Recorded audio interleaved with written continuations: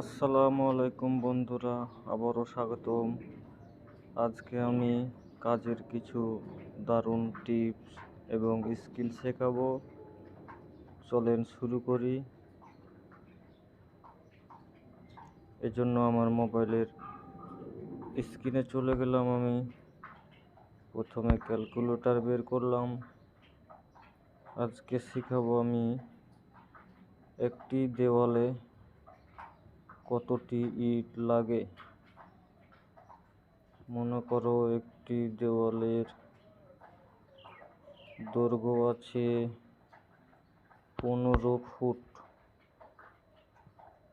এবং প্রস্থ আছে 12 ফুট, গুণিত 12 সমান 180। সহজভাবে হিসাব করলে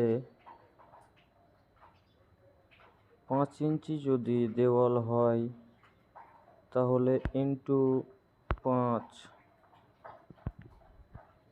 ইট লাগবে 900। এবং একই দেওয়াল মনে করেন যদি 10 ইঞ্চি হয় তাহলে ইন্টু 10 সমান 1800। এর থেকে আরও একটি সহজ হিসাব রয়েছে। মনে করো একটি দেওয়াল 10 ফুট দৈর্ঘ্য এবং 10 ফুট প্রস্থ, তাহলে স্কোয়ার ফুট আছে 100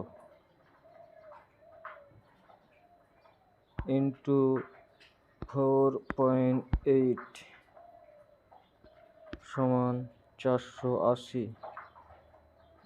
সেম একই জিনিস, 20টা কম বেশি, এটা কোনো ব্যাপার না, সব একই মাপ।